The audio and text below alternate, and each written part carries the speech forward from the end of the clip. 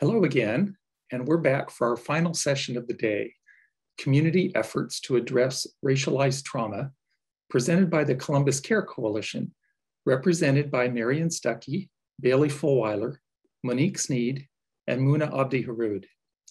The Columbus Care Coalition provides hope and healing to individuals, families, and neighborhoods experiencing trauma.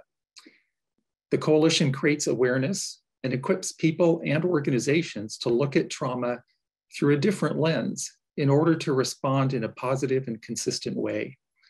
It's a collaborative community effort that provides everything you need: community, action, resilience, and empowerment. The coalition engages community leaders, organizations, and partners to understand the needs of the community and get key stakeholders involved in a coordinated community effort. It enriches its members by providing trauma-informed care trainings and networking opportunities, and it provides consistent and positive care and support throughout the community, benefiting residents, neighborhoods, coalition partners, and everyone. Marion and team, the floor is yours. Good afternoon, and thank you so much, Kenton, for the warm introduction. Really appreciate that. We are so pleased to be with you all today to share more about community-based work, especially around racialized trauma and what that means. So it's our goal today to really review our efforts and to talk through community interventions, as well as to discuss what the planning looks like, as well as what it looks like to support healing on the community level. So it's my pleasure to also reintroduce my colleagues who are also going to be co-presenting with me today. So Muna, Monique, Bailey, and myself, we're all representatives of Columbus Public Health Neighborhood Social Services. So as we begin to talk about the work of neighborhood social services and our work within communities around racialized trauma, it's just important to understand that our program area is really a specialized area within Columbus Public Health. Many health departments don't necessarily offer the level of direct service programming around social determinants of health through our neighborhood social work program, looking at just different conditions around housing and food access, for example. The Columbus Care Coalition, where we're really looking at community trauma and how to make a difference around that through direct support to families in the community, through outreach and social work consults, as well as convening many partners each and every month who help us with the work. So we're always thankful to all of our care partners, a few of which I see on the call here today. We also have some new programming, anti-violence programs, which really focuses on people, places, and behaviors that are related to violence and violence reduction overall. And then lastly, our alternate public safety programs, which are focused on providing the right response in the moment when there's a crisis.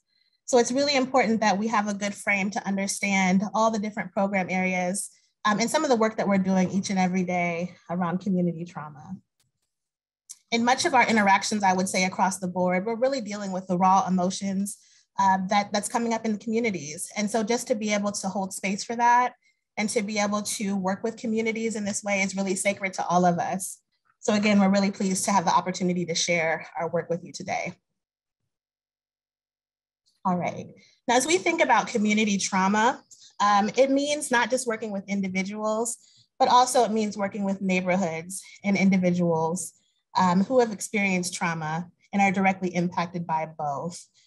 We found several things that really work in the context of this work, and they're all listed here. And of course, we will dive more into this in depth in our slides today. So the first bullet point here is acknowledging what happens in the experience and that it continues to be generally traumatic more often than not is really important. It's really the adage that we have to believe what people say and that people are experts in their own lives. So it's our job to listen and to really understand what communities are experiencing. As we talk about awareness building, this is the stage of approaching with curiosity and really sharing how the experience of trauma is impacting people. So seeking to understand from those who have lived experience and creating as many opportunities as we possibly can to help build awareness for those who are impacted is really vital. And that's, again, part of our role is helping professionals to really understand where people are coming from. So in this awareness building stage, we're also helping those impacted by trauma also understand and normalize some of the feelings of being in survival mode, especially when there's systems of oppression that they are interacting with each and every day. And then as we get to coping and healing, this is the tangible work of healing the pain and the hurt that has occurred when we're talking about racialized trauma. So we work hard to do this, and it really happens through a ripple approach, whereas we work closely with those who are most impacted and really go from there. A really great example of this is how we do post-homicide work. So we first work with the family who's most impacted, then work with the community, and then organizations who might be in the vicinity or the area of where the tragic loss of life took place. And so it's just really important that we frame our work in that way, even as we're thinking about racialized trauma as well. And last, but certainly not least, providing resources for further learning and movement around addressing race-based trauma is vital. So aiming to constantly provide a variety of actions that we can constantly take around this issue is another area that we are working really hard to make a difference in. Okay, so one of the things that we generally do as a coalition is we have what we call a moment of silence. And so what you'll see today is we're going to give you many tangible examples of things that we're doing to really make a difference around trauma and how to really make actionable steps around this. And of course, the moment of silence is not a new thing, but in the context of our meeting, we decided months ago that it was really important that we were really cognizant of what was going on around us, both for ourselves and for other people.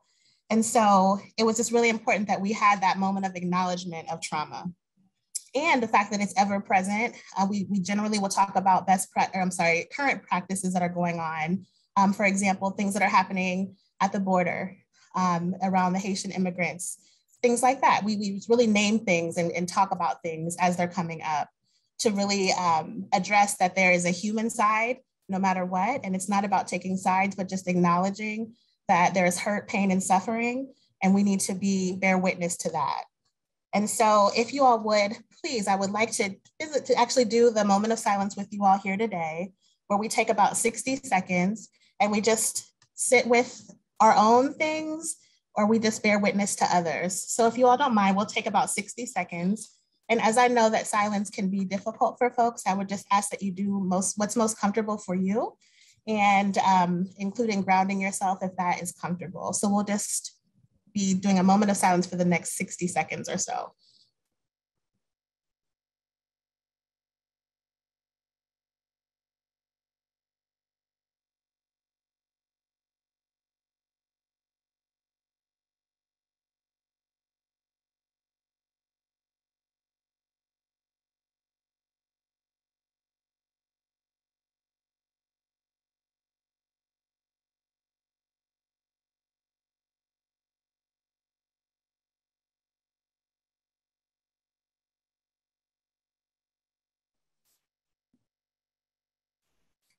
Thank you all again for joining me in that moment. And again, I just want to reiterate, this is an active practice that we utilize within our coalition meetings to just acknowledge what's happening not only locally here in Columbus, but also around the country, around the world.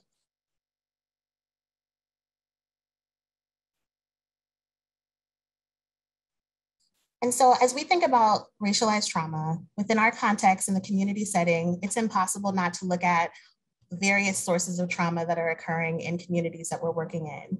And so I share this image with you. I'm sure most people have or may be familiar with this image, but it's just important to think about the synergistic and collective trauma that's happening in addition to racialized trauma and discrimination. So it's just very vital that we're looking at, and we have a lot of sensitivity to the community context. And it's not just one form of trauma that people are dealing with. It is really a variety, and we have to be sensitive to that in our work and make sure that we are working to, be an advocate and address these different situations as much as we can, and empower those that we're working with to also be able to make change. And with that being said, I will turn it over to Muna to share on awareness building. Hi, everyone. Thank you, Marian. My name is Mona, and I am a neighborhood social worker with Neighborhood Social Services, as Marian said, at the Columbus Public Health. First of all, thank you, Marian. I think this the CARE Coalition has been amazing since the start of it, and Marion has done a great job at everything the CARE Coalition does. So thank you very much. We appreciate your leadership. One thing I find it very helpful since started this work with the CARE Coalition is the effort that it takes not only to educate, our direct clients and community members, but also our care partners, community organizations, community activists with information and resources, trainings, and programming so we can collectively be trauma informed and have tools to engage with our neighborhoods and families. I will be talking about the CARE Coalition's awareness building efforts in addressing racial trauma in our neighborhoods and families. You can look close at the titles that we have here. We all know awareness building is key in acknowledging and learning about racial trauma. Racial trauma is real, it's a real thing. So we want to make sure that people are aware of that. This will help move towards taking the steps needed for restoration and healing. In the next slides, I'll go through each of these programs that the CARE Coalition held in addressing trauma in our communities. Some of these programs have focal point for specific populations. Next slide, please.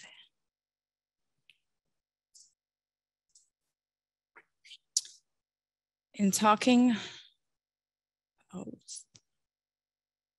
so for this particular event, we wanted to know, we asked the question, how do we help our Black boys and men move past histories of trauma and violence? How do we provide safe space for boys and men to talk about their trauma, to talk about their experiences and the things that they have experienced in their neighborhood?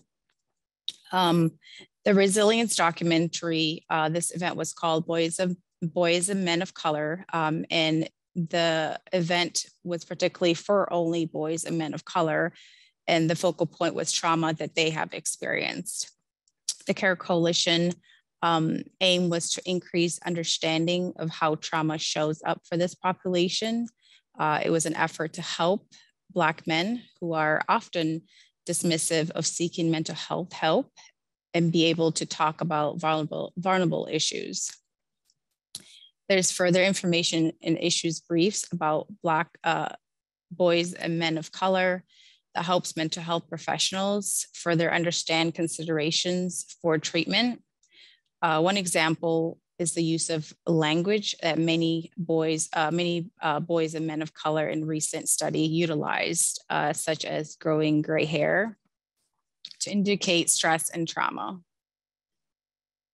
Things that we can easily miss if not paying attention, and leaves boys and men of color feeling misunderstood and not supported at all. Many of you may have seen this documentary before, but it's basically that explores the science of adverse childhood experiences and how we treat and prevent stress. A great quote I like from this documentary that I'm not sure which provider had said, but it sticks to me because it talks about the science behind that dives in deep into exactly what happens in the brain behind ACEs. And many of us know adverse childhood experiences are potentially traumatic events that occur in childhood. Examples include experiencing violence, abuse, neglect. And of course, ACEs have been linked to health issues such as diabetes, heart disease, substance abuse, mental health illnesses. And of course, this is prevalent in our Black communities. This particular event provided care space for boys and men of color to discuss trauma and its impacts, and that what we can do to address the issues, but as individuals, but also as a community. CARE aims to build a resilience in community for boys and men of color in hopes of seeing more boys and men of color speak about their experiences and seek help to address what is underneath it. This programming opened up a pathway, creating what is now called the Resilience Circles. It is the coalition's initiative to acknowledge trauma for different populations. The resilience circles are held during our monthly Care Coalition meetings, and the goal is basically to engage a coalition around relevant community issues, to share perspectives and get valuable insights around partners. Next slide, please. Thank you. Bike rides for resilience. So this is my favorite event that was started back summer 2020. It is my favorite because of the nature of the event. It's outside, get good exercise, you get to ride a bike. So when we were thinking about the bike rides for resilience, we were also thinking about the impact that COVID had on a lot of our communities, specifically the Linden community. So this started out in the Linden area back in the summer 2020 to build our community, fostering engagement, connection to resources, learning about the resilience factors. Linden has seen its highs and lows. Linden has been facing challenges for quite some time now, including poverty, crime, and disinvestment. But one thing I know for sure that I have seen Linden continue to see is the resilience that our residents have there, and they're not giving up. So what we wanted to do during the pandemic is, with increasing gun violence that was happening on top of the COVID, we wanted to make sure community had continuous hope that we were here. We see them. We know what's going on. So in the conversation on racial trauma, this is the key when considering the intersection of trauma and systematic oppression and violence. A community that's already going through so much of their own past trauma, including the pandemic, we wanted to make sure we were continuously building the connection and providing the needed resources in the Linden community. So the Care Coalition partnered up with Columbus Department of Neighborhoods, Go-Go Bikes, Share, and then Lyft, and as well as Urban Scouts for our second year of our community bike ride. Go-Go provided the bikes, and then the Department of Neighborhoods provided the helmets. Each week we presented a resilience factor and provided a brief explanation, resources to participants. And agency partners were given the opportunity to share their information and educate the residents, community members who were participating in the bike ride, provided those tools and resources that the agency had. The bike ride was we started from a focal point and then went around not more than, I think, a mile or two. And the good part was that this bike ride, we were able to stop at different agencies that were close by, and they were able to, share their information. We were tell a little about the history of the agency, what provides. And one example was St. Stephen's House. And that was a great example of what St. Stephen's has done in their community for the past, decades. Next slide, please. PushOut Screening. So PushOut was played as part of Trauma Informed Awareness Week back in May of this year. And it was to bring awareness to the issue of educational, judicial, and societal disparities happening. Parts of this documentary was actually here in Columbus. This documentary explores the unfair treatment of Black girls in school settings.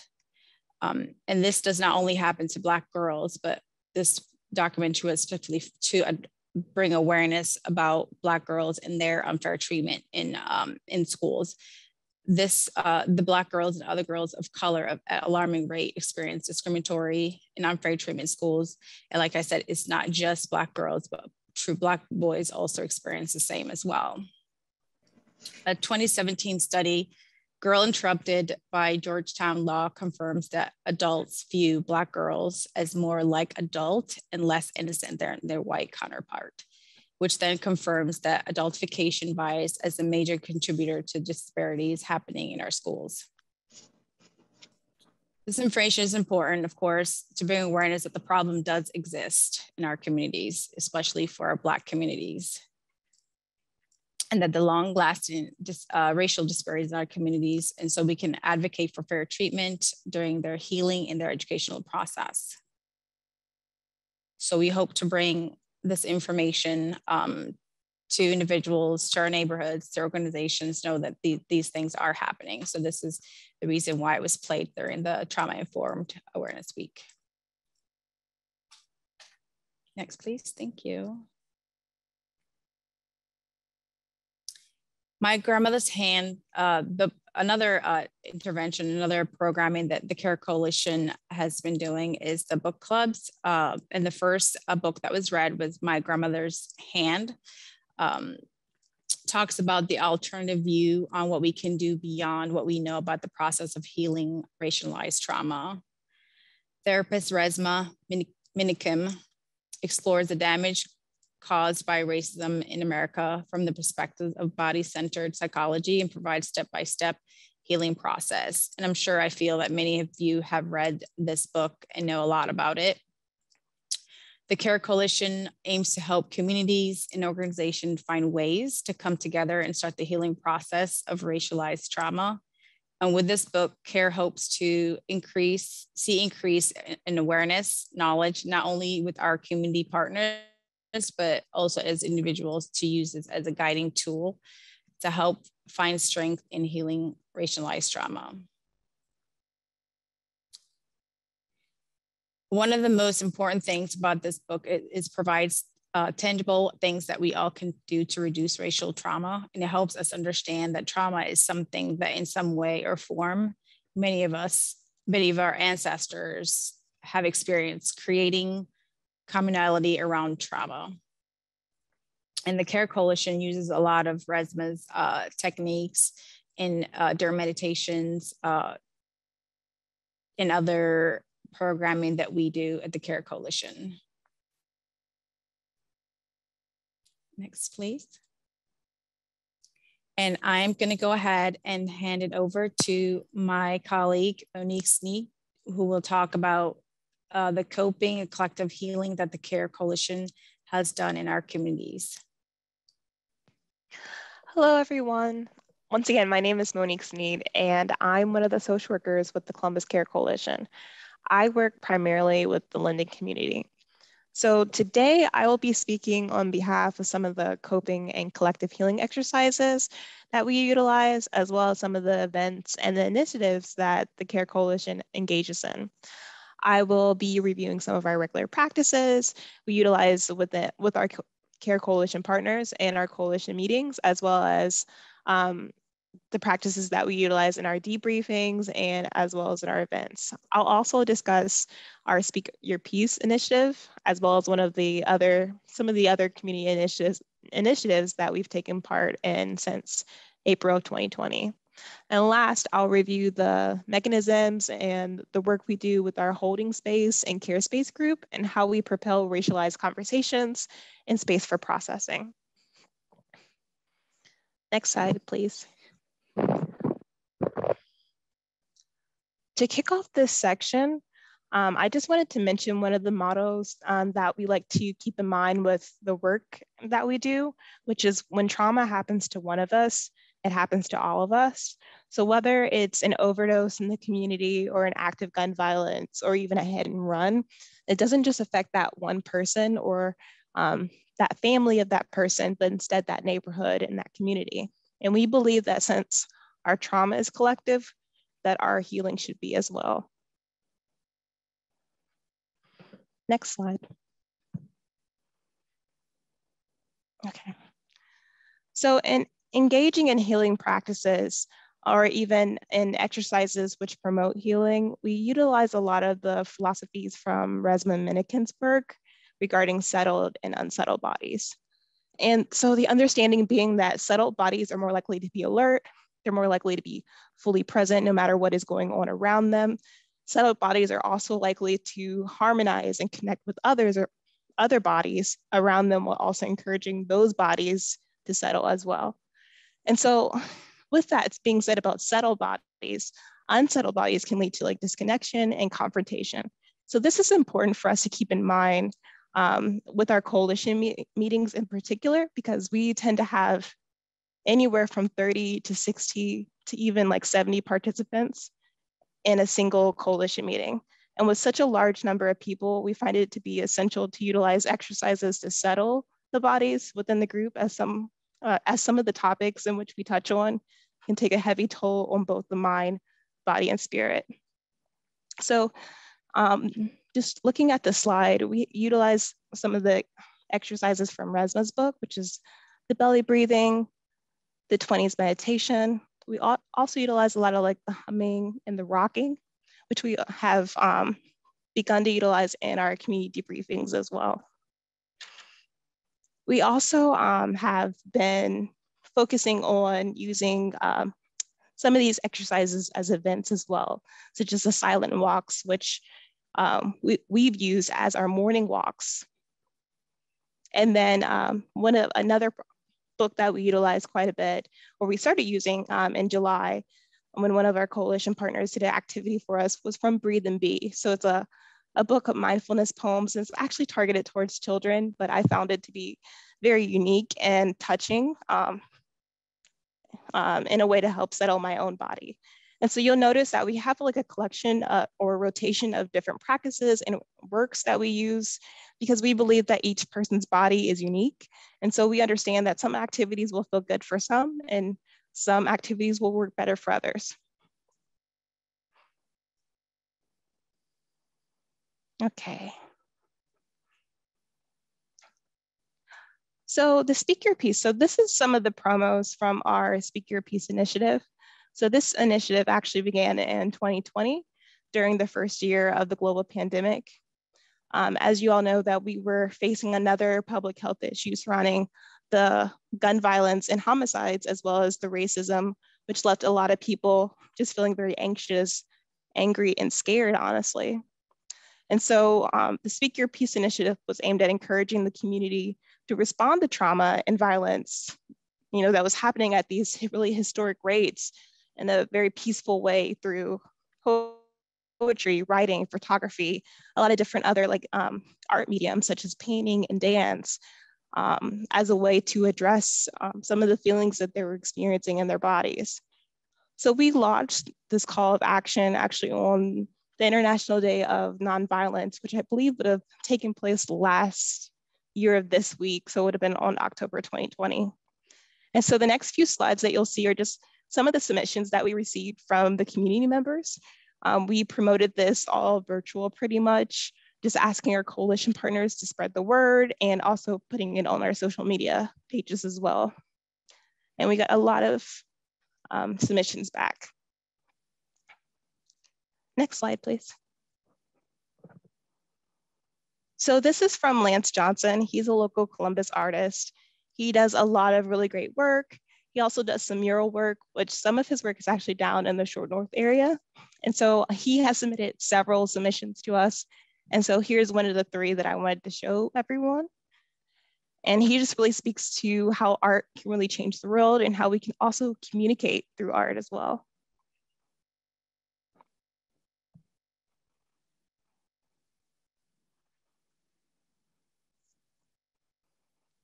So this one is from Alice Thomas. And, I love this piece that she submitted.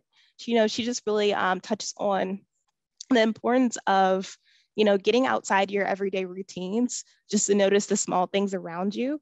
I really love what she had to say about how, just changing your view on your everyday routine can really, just make you appreciate what you have. And so this is a very beautiful picture that she created of just one of her everyday walks to the bus stop.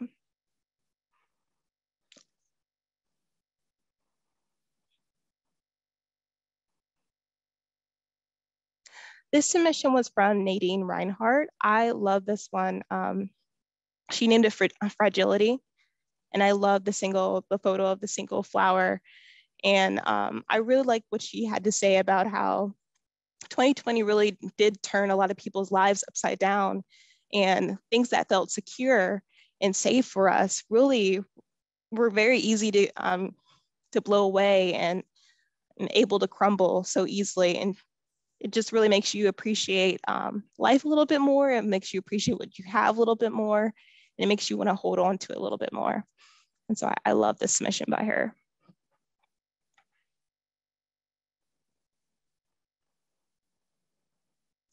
This is another piece of artwork from Lance Johnson. And he just kind of talks about, growing up in New York and just the influence that his mother has had on his work, on his pathway to becoming an artist, and just how hard he had to work to get to where he is.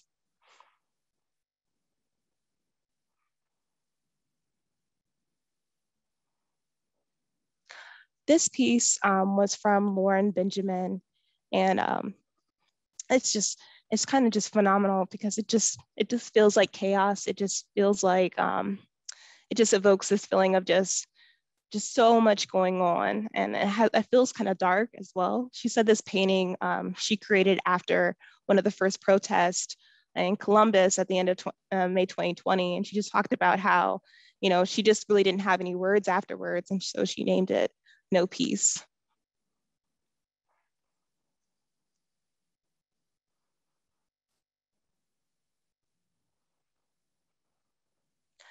This piece is from Tyrona Coffey.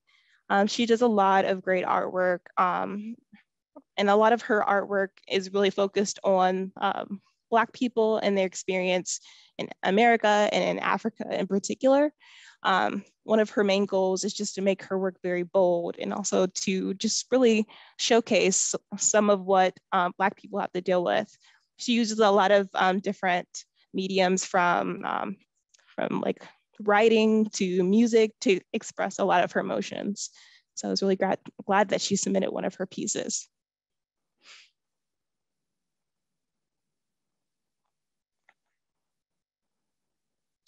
And this is our last piece. So this is the third submission that Lance Johnson submitted, and it's honestly my favorite. I just love the picture of the solo man and then the background being fuzzy, just to show you how the places in which art has really taken him and how he's been to so many different countries and so many different parts of our country.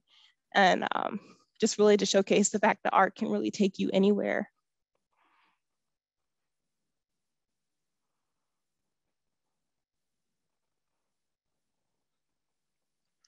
Okay, so another really great program that was developed out of the CARE Coalition was Holding Space and Care Space.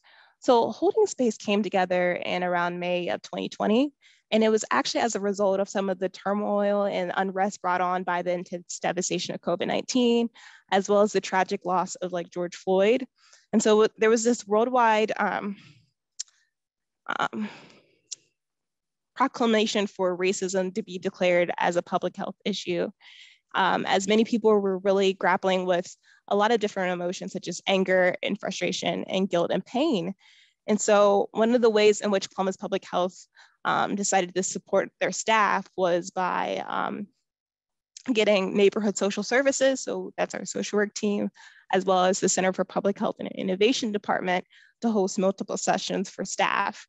And so those sessions were like twice a month, and they were for an hour. And these sessions were designed to give staff like a space to vent, to share perspectives, and also just to listen to each other as we process and just make sense of things that were just going on around us. But these groups had a heavy focus on race and racial trauma. And so this was kind of the first of its kind when it came to the health department. And so we did a lot of research. So we looked into some of the models and some of the work that other groups that were doing in different states. And we paid like particular attention to the work that BEAM is doing. And so if you're not familiar with BEAM, BEAM is like the Black Emotional and Mental Health Collective. I believe they're based out in California. And they do this twice a month group. Back then, like in 2020, it was weekly and it was like 2 hours long. But it was this great experience because it was Black only, and it was a peer support, and it was focused on skills building.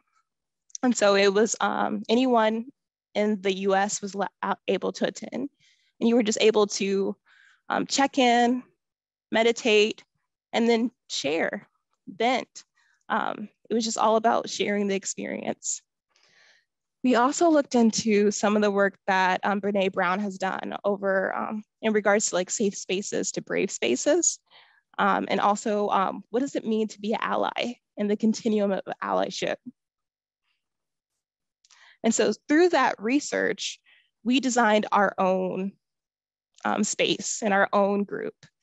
And so the way that a holding space looks is that we have 3 different types of groups. So they would all meet at the same time, but they were composed of different ethnic groups. So our first group would be for people with African ancestry, and the facilitator would have a similar background. And then our second group would be for non-Black people, but people of color, allies. And then that facilitator would have a similar ethnic experience as well. And then our third group was for our white allies, and their facilitator would also have a similar background as well. And so all of these conversations were racialized focused, and they were an hour each, twice a month. And so typically a session would look like going over the purpose, the rules, maybe a check-in question or meditation, and then we would have some type of educational section.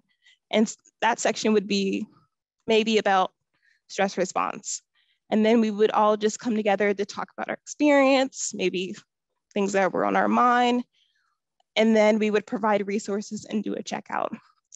And because that was so successful and we had such a great experience, we then created CareSpace. So CareSpace came perhaps a month after Holding Space. And so with the success of Holding Space, we decided to create a similar group for our coalition partners and our community members. But there was a slight difference. So instead of having those 3 different ethnic racial groups, we just came together as a collective. So the only thing that was just slightly different was that our facilitators typically were of different ethnic backgrounds, but we all met together. And whereas Holding Space has a place to vent and share, CareSpace has a reactionary piece. We're not educating people, but instead reacting to different topics that are brought up by the facilitator. So what that'll look like is the facilitator bringing up a news article or a YouTube video or even a podcast interview or a movie clip just to propel the racialized conversation. So some of the topics that we've talked about have been critical race theory, colorism within racialized communities, the Olympics, microaggressions. We've talked about appropriation, homicides, police brutality, as well as Juneteenth. Anything can be brought up as long as it continues that racialized conversation. And then from CareSpace came our Linden CareSpace, which was developed to create a community-focused space for connection based on both racial and some of the current issues that they were experiencing. As we noticed in 2020, there was just a peak of gun violence and homicides, and there was just a lot of homicides in that area. So we wanted to get that community space for their own. And so Linden CareSpace is typically once a month on the first Wednesday of the month, I believe. And that came, I believe, several months after CareSpace. And so CareSpace is actually still going on, and we've merged with Holding Space, and that happens twice a month on Mondays from 1 to 2.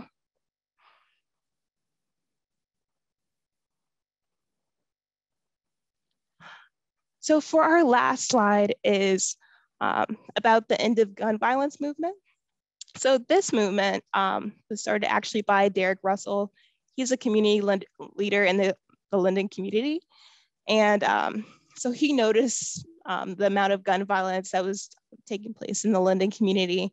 And he decided one of the ways to address it is just by having weekly Stop the Violence marches. So he brought together a lot of community members, a lot of community workers, community organizations, invited them to come out into the Linden community to a specific area where we could just march. And so he had these marches going from about April 2020 to, I think, late August 2020. So they were kind of just summer marches. And so we would just come together, go down these neighborhoods and literally just, it was having porch conversations, really. We would go door to door to people's houses.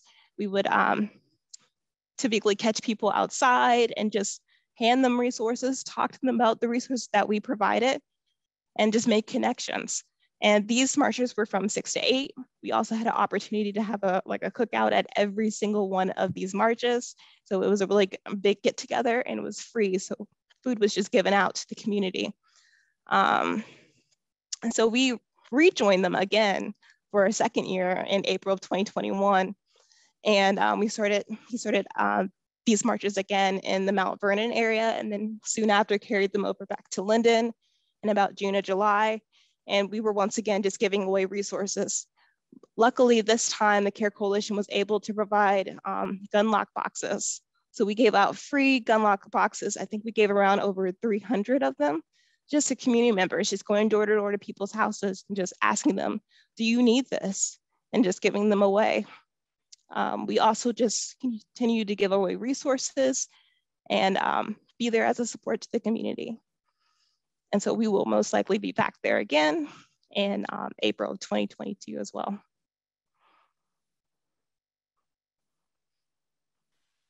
And just to round us off, part of our work in Columbus Public Health as neighborhood social services is we're conveners, we're connectors, and we're practitioners.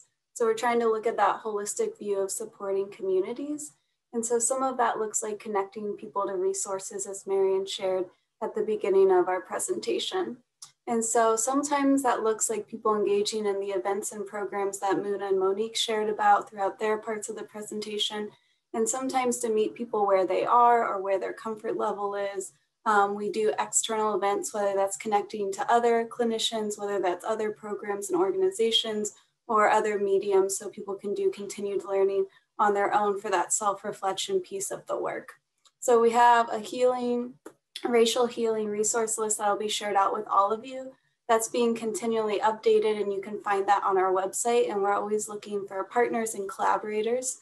So we're always looking to connect. If you have other resources that you want to share that people need to have or should have access to, please let us know. Or if you want to collaborate on other racial healing work that you're doing in your communities, always reach out to us, and Marian will talk more about how you connect with us after the presentation.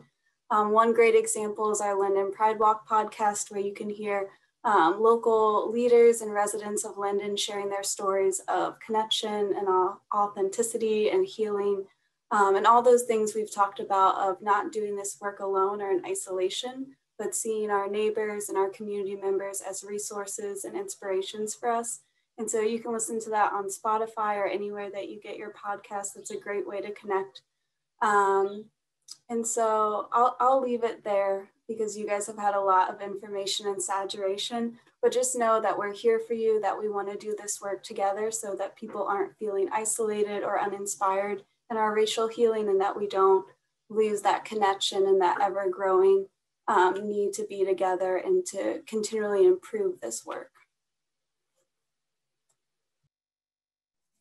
Thank you so much, Bailey. And I'm here to just really close things out for our presentation. We thank you for the time to just listen through our different interventions. I think Bailey said it well. We're looking at many different angles and different perspectives to be able to share the work of CARE and to be able to continually learn and find new ways to address racialized trauma in our work each and every day as well. And also to continue to think about the complexity of racialized trauma as it relates to community work and all the different aspects of working in various communities. While we did have several examples from the Linden community, we also have a focus in Hilltop and on the South Side as well with CARE, but our program really serves all of Columbus. So just wanted to share that as well. And I also wanted to mention in terms of upstream interventions, I think Monique had shared that we have the Center for Public Health Innovation, who is working on addressing racism as a public health issue, to look again upstream at interventions that can also partner with some of the things that we're doing on the ground as well. So just wanted to also mention that. That's great work to follow as well as we continue to create change in this area. So that being said, we hope that you might consider joining us with the CARE Coalition. We actually meet on the third Thursday. So actually, the fourth Thursday, but this month we're actually meeting tomorrow. But we actually welcome anyone to join us, no matter where you are. You can check us out on the website here that's listed, give us a call, or even check us out on social media. So at this point, if there are any questions, we'd be happy.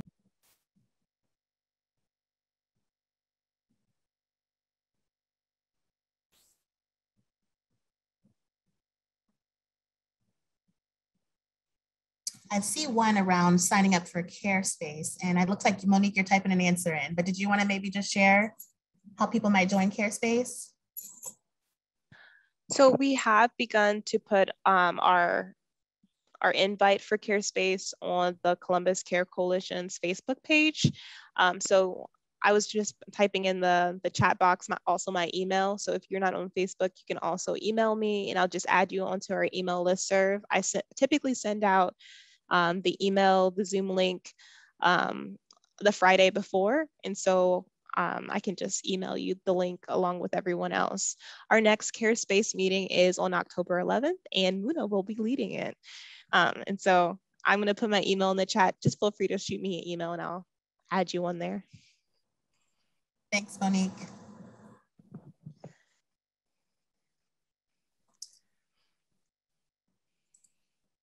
I don't know that I'm seeing any additional questions or if I'm missing something, but I just want to make sure I'm not missing any questions that might be out there.